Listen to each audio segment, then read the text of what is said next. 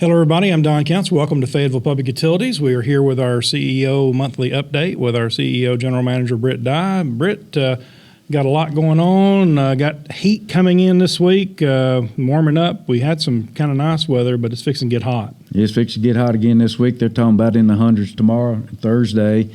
Maybe some relief on Friday if some rain comes in here, which we could use the rain too. Yeah, it's dry. Not a good time to be doing any burning because I know there's been some fires yesterday too.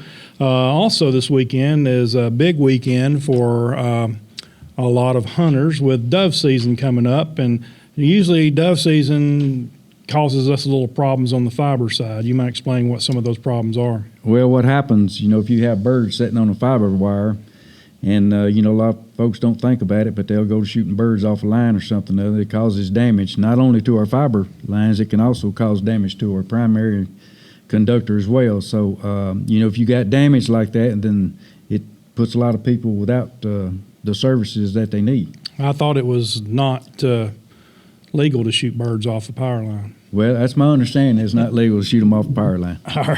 All right. Well, anyway, TWRA stresses that hunters are responsible for where and what they shoot, and they should always be aware of what's beyond the intended target, because sometimes the pellets that you're trying to shoot the birds with will get into the fiber lines and it'll just foul up everything. And now, as you know, people without internet kind of get pretty irate pretty quick. Well, that's right. And, they depend on it because a lot of folks are working from home these days. And, you have to be very, very careful about this situation, especially with the property owners. It's, if they're leasing the land or if they're renting people to come in there to pay to hunt or whatever. But somebody's going to be responsible for shooting, the fiber lines, and, it don't turn out too well. And it's happened basically the last few years, pretty much every year, right? That is correct. One thing about it is, too, when you think about holiday weekend and you having to call in guys on overtime to fix this is costly repairs. It is costly, and, based on how bad it shot up, because you're talking about little pellets and they can go anywhere, and penetrate the covering on the fiber line especially, but it also penetrates our ACSR, which is aluminum conductor on the primary and neutral. Yep. Well, dove season starts on September 1st, and that's Sunday, right? I believe September 1st. I think it is. I think it is. And I think it's 12 noon, and it seems like it's traditionally that time. So stay safe and try to protect our equipment and be careful as you doing the hunting. And I know it's a fun Southern tradition. I don't know, it may be everywhere else, but sure, a lot of people like doing it. So the homeowners, the landowner's responsible, so please be careful. Let's see. We'll move on and talk a little bit about the TVA rate increase. The TVA Board of Directors approved a 5.25 rate increase that will go into effect October 1st. Tell us what you know about that. They're looking at building more generation, to meet the needs of the power grid, so we'll see how it turns out. Well, one thing that your responsibility is to maintain the integrity of our power lines and our infrastructure, and that's a costly thing, but TVA has to do the same thing. One thing about it is, as you know, a lot of this equipment has been out there for as much as 50 years. That it has, and with most of the other local power companies, we're sitting looking because we got one consultant that works with over 100, and about 75% of those local power companies are adding to the TVA rate increase. They might be adding another 3 to 5%, which, those customers are getting hit really hard. Yeah. And in our case, we're not adding anything to it. It's just a pass-through. That is correct. We are not adding anything to the TVA rate adjustment. It is strictly a pass-through to our customers. All right. Well, we'll be hearing more about that between now and October 1st. And with the extreme temperatures, we're talking this week alone, triple-digit temperatures, at least 3 days this week. So that's going to cause the power energy costs to go up for people. So we want to let people know that there's programs out there to help people with low-income energy assistance programs and things like that. There's a lot of little programs to help them out, but basically just want to try to tell people to try to be careful. That's right. And, whatever they look at, it could be on the website. You could look up TVA's website as well, and there's a lot of helpful hints out there, about keeping your curtains closed or blinds shut. if you got ceiling fans, turn them on. But the load is going to increase. We don't expect any problems with the load increasing, but just going to keep our fingers crossed and hope everybody just conserve as much as you can, and we'll get through it.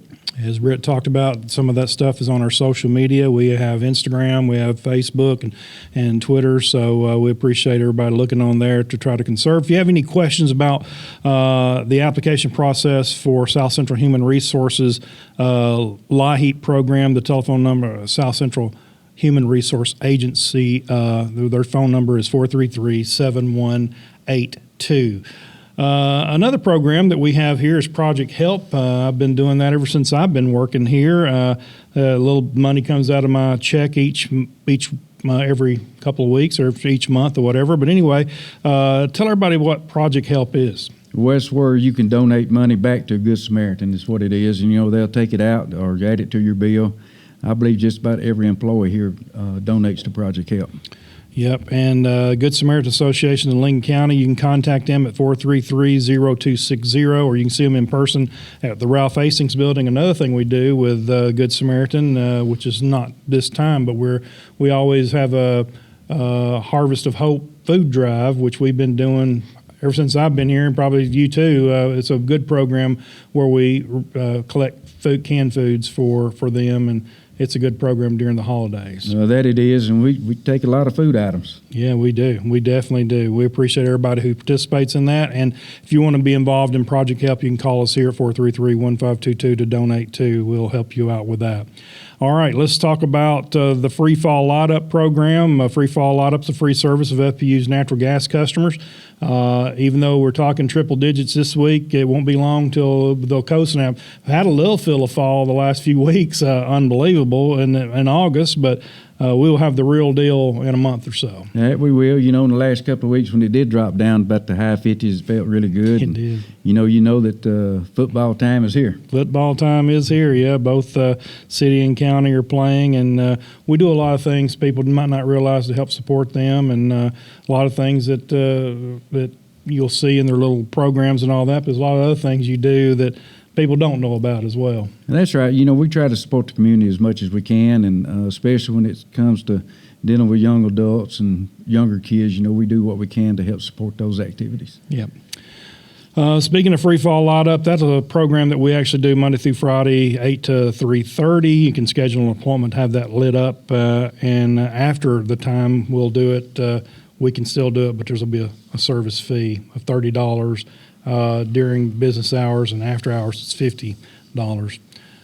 So anyway, let's move on to the TVA STEM grant. The public and private K through 12 educators get up to $5,000 to develop science, technology, and engineering and math in the classroom. This is a program that we've been pushing, and it's been really good. That's right. The schools got all the information, and if they go in there to the sites where they're supposed to fill out all the information to get it turned in, and might get them some money to help them get some supplies and those kinds of things that they may need. Absolutely.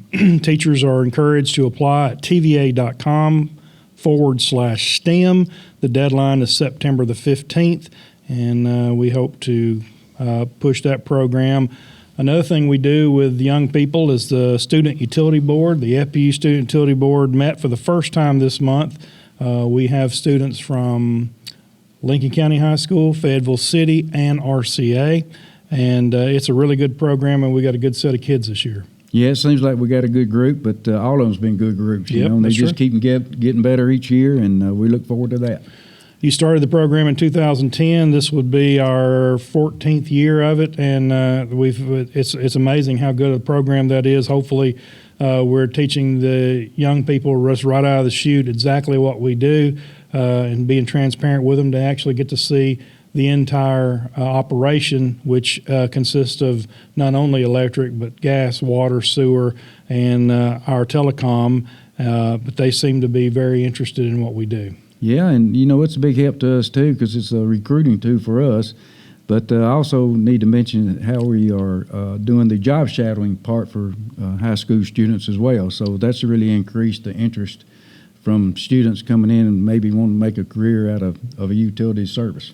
Yeah, there's a lot of careers out there that you might think, well, I think I would like to do that. And then maybe after you spent your schooling to learn how to do it, then you get in it and you maybe not like it. So this is an opportunity for you to actually come here and work in basically, I guess, any field that we have and get a feel of what it's like, so you'll have an idea if that's the really direction you want to go. No, that's correct. And they work with them, in the field while they come in, but they don't have to be in the field. We also do it inside as well. That's right. We're always needing people in accounting, wouldn't you say? Yeah. Not necessarily just accounting, but also we have marketing, and we also mentioned the fact we've got one of the Student Utility Board works in this department, which is Riley Campbell, and then we have Jokia who works in dispatch. And when you work in the dispatch, which we have someone here 24 hours a day, you've got to know the entire company. You got to know the entire workings of. So it's a really good place to learn everything when you start there. It is, and we got Navarez that's been coming in working with us too. He's gone back to school now at UT Knoxville, and we look forward to him graduating, and maybe we'll have an opportunity to bring him in. And I think he's interested in working in the IT department, so we'll see if that's a challenge he wants to take. And when you think about IT, which is information technology, is that what it is? I'm not sure. The thing about that is the importance of it. I know you deal with it all the time. You had First National Bank's IT guy come in to talk to us this past week. And the importance of it and the dangers of it, and what you have to do as a CEO, general manager, is to make sure that our internet and our information is secure. Well, we feel pretty secure of everything that we have in place now. It's so secure sometimes we can't send an email to each other, but that's the way it is. And when you're talking with those IT folks back there, it's and we all know how critical it is. Cybersecurity, if somebody hacks into your system, there's a lot of information that can get out, but we got a lot of firewalls in place. Doesn't mean you can't get hacked into, because some of the best of the best has been hacked into and wants that ransomware.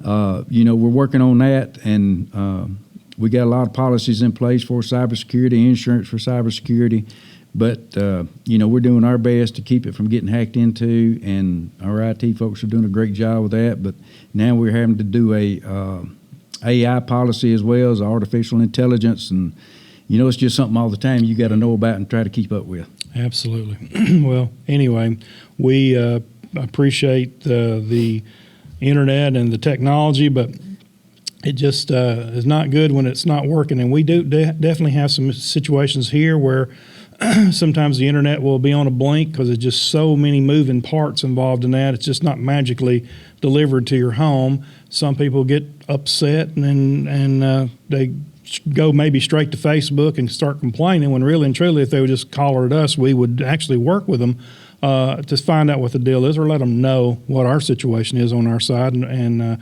that's difficult. And then you have people who complain about trees that we didn't even cut. So there's a lot of misinformation in social media, and I know you know that. We deal with it all the time. But really and truly, we're here 24 hours a day, so people could call us and get the right information. That's what I want in this world, right information. I don't want wrong information. And you can get wrong information when you go to social media, for sure. Well, that's true. And, call us and see what the situation is, because I know we've been places and then we get accused of doing something else, and it's not our fault and we didn't do it. But, they always get out there on Facebook and complain. But we also have a lot of followers out there that don't complain. That's right. Do the right thing is giving us credit for the work that we do, and we really appreciate that. We're not perfect. We're going to make mistakes. That's right. But just give us a chance to fix your problem, because, there's a lot of times that it's not our problem, but we don't never get no apologies on Facebook. That's true. We get a lot of people pointing fingers at us because we're a big company, and it's easy to do that. But really and truly, if you have a problem, even this holiday weekend, we have people here 24 hours a day, plus you can go on Smart Hub and you can report an outage too, and you can keep up with what's going on. If you think your power's out, you can look on Smart Hub. We go to our what's that map called? Power. You can see the little circles on there to see if your power's out. And then we kind of know about it, but we still want you to call and let us know or report your outage. And again, we're here 24 hours a day.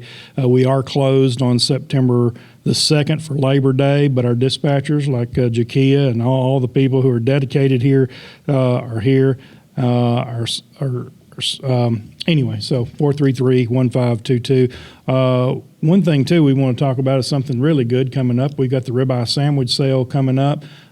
This is an opportunity for people to get a really, really good sandwich and make donations to where we give money to charities. You might talk about That's correct. And, it's always been a big fundraiser for us and how we send the money out to local charities, and we really appreciate everybody buying tickets to, help support that.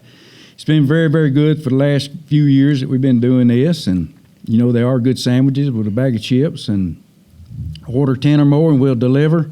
And but please do, buying some sandwich tickets, and we'll get the sandwiches to you. Come by and pick them up. It's Tuesday, September the 10th from 11 o'clock until 12:30. Tickets are $7 each, and they must be purchased in advance, because one thing about that is, Britt, we sell out pretty quick. We sell out pretty quick, way over 1,000. Yeah.